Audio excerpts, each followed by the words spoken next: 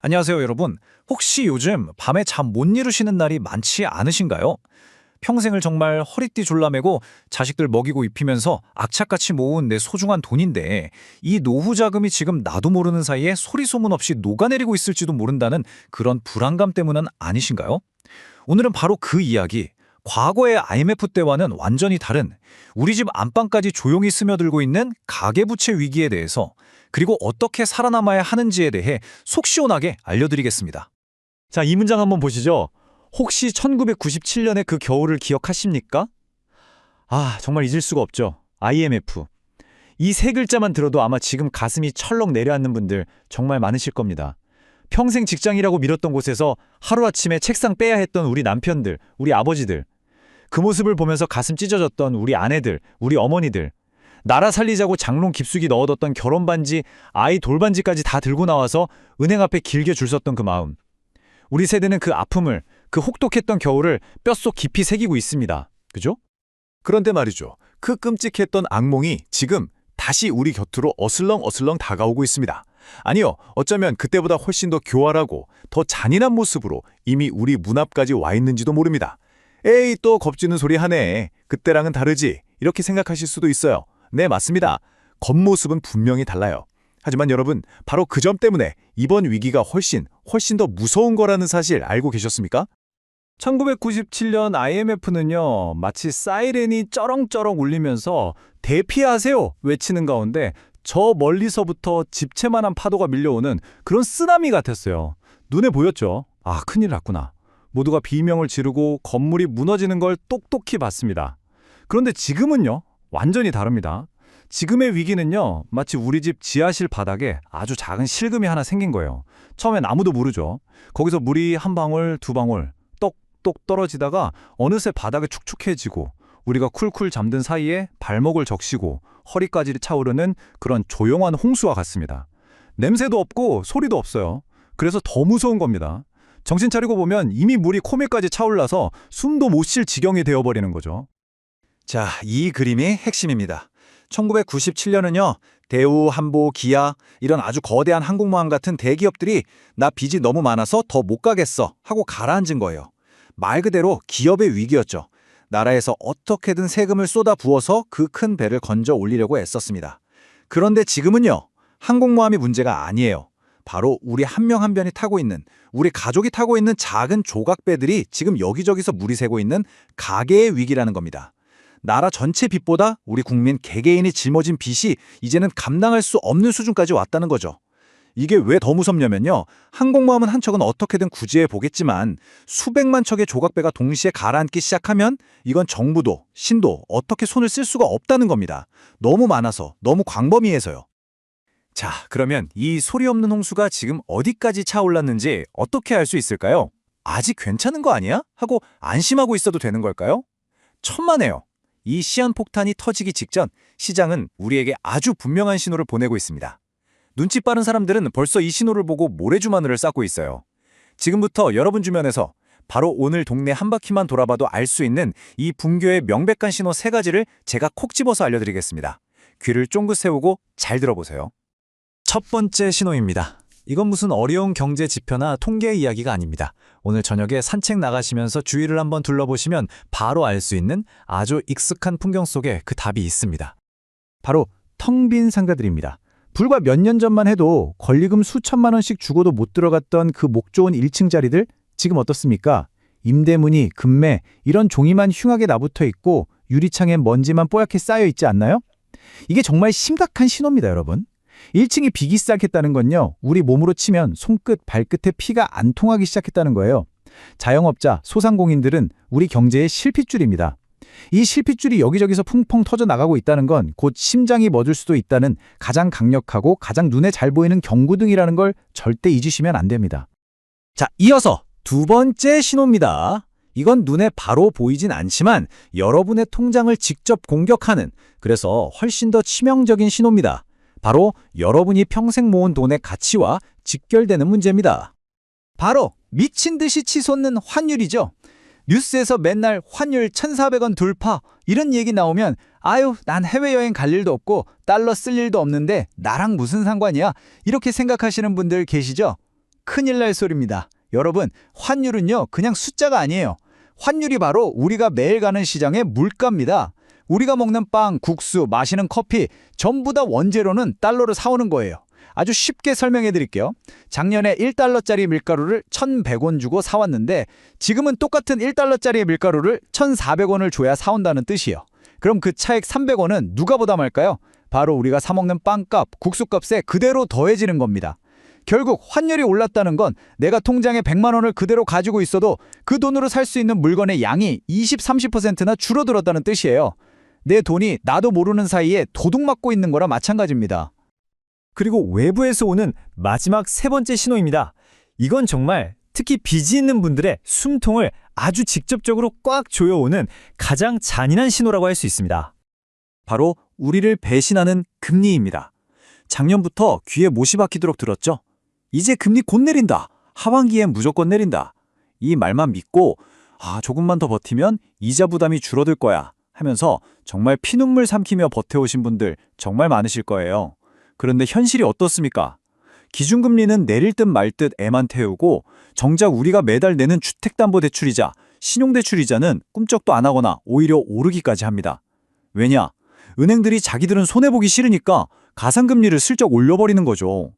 이건 정말 사람을 두 번 죽이는 희망 고문입니다. 곧 괜찮아질 거라는 희망 하나로 버티던 사람들의 마지막 밧줄마저 끊어버리는 정말 잔인한 신호죠. 자, 지금까지는 밖에서 불어오는 비바람에 대해 이야기했습니다. 그런데 만약 이 태풍보다 더 무서운 폭탄이 바로 우리 집 안에, 아니 우리 마음속에 있다면 어떨까요? 외부 환경이 아무리 힘들어도 우리가 정신만 똑바로 차리면 어떻게든 버텨낼 수 있습니다. 하지만 진짜 무서운 건 이 위기를 걷잡을 수 없이 키우는 것이 바로 우리의 잘못된 선택과 믿음일 수 있다는 사실입니다. 지금부터는 외부가 아닌 우리 내부의 문제를 아주 냉정하게 정면으로 마주해 보겠습니다. 우리 시니어 세대가 평생을 살아오시면서 이건 진리라고 믿어왔던 것들, 혹은 어쩔 수 없이 그렇게 할 수밖에 없다고 생각했던 것들, 그 안에 바로 우리의 노후를 좀 먹는 가장 위험한 독이 숨어 있습니다. 자, 여기 세 가지 치명적인 실수가 있습니다.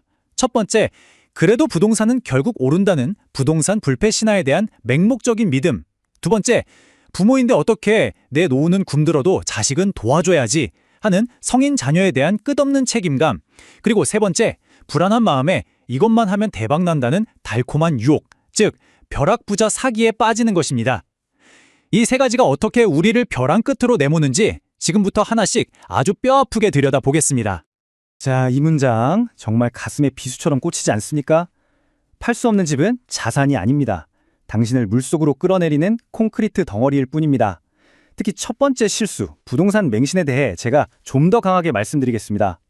우리는 평생 그래도 내 집 한 채 있으면 든든하다고 믿어갔어요. 네, 과거에는 그 말이 맞았습니다. 그런데 지금은요, 세상이 바뀌었습니다. 당장 다음 달 카드값이 없고 아파서 병원 가야 하는데 수중에 돈이 없어요. 그럼 어떻게 하실 겁니까? 그 20억짜리 아파트 벽돌이라도 빼서 팔 건가요?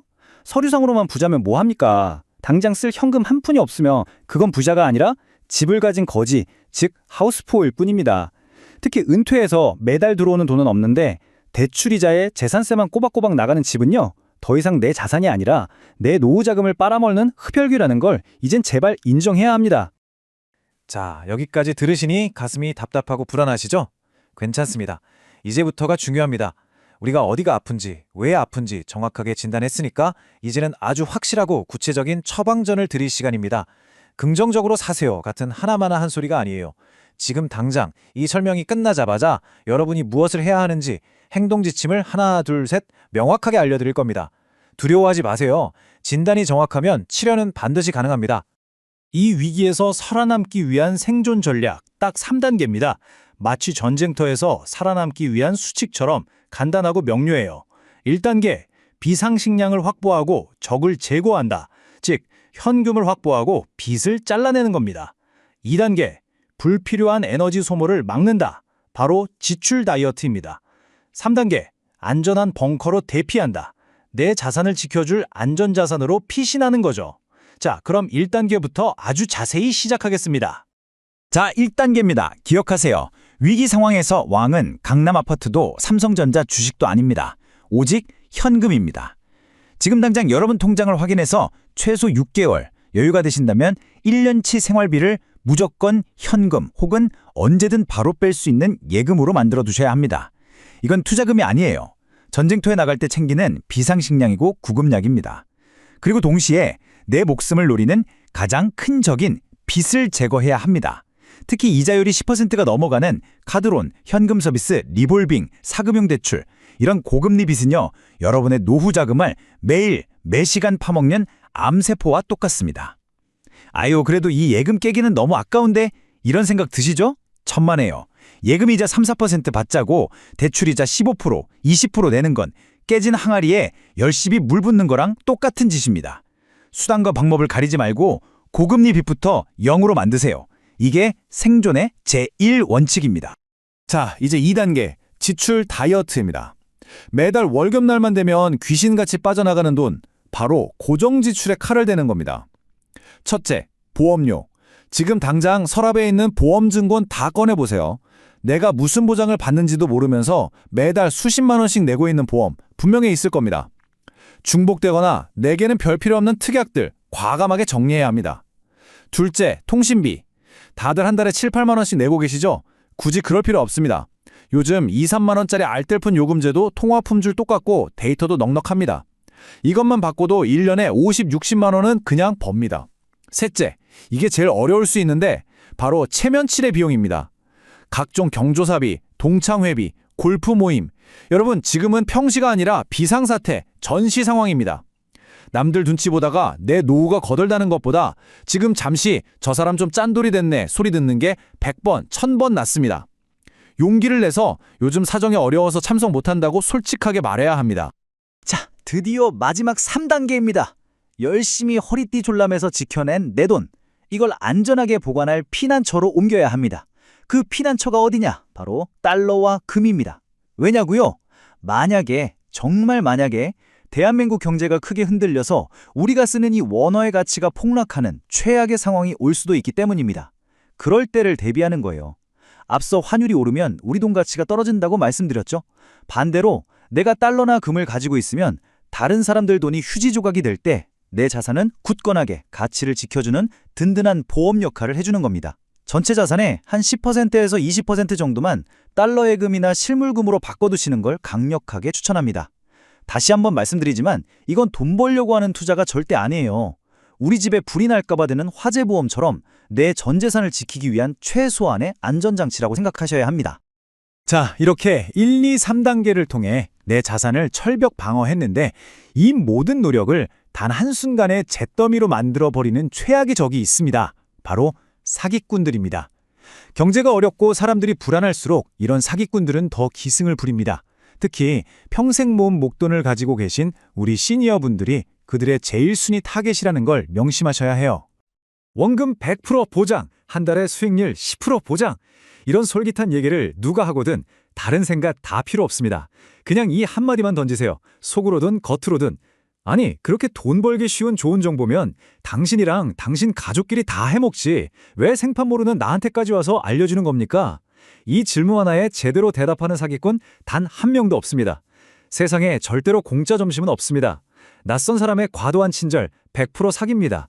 의심하고 또 의심하고 절대 돈을 먼저 보내지 마세요. 그런데 여러분, 이 모든 돈 관리 기술보다 어쩌면 더 중요한 게 있습니다. 바로 이 힘든 시기를 버텨낼 수 있는 튼튼한 마음의 근육입니다. 위기가 오면 돈보다 마음이 먼저 무너지거든요. 첫째, 제발 비교 지옥에서 벗어나세요.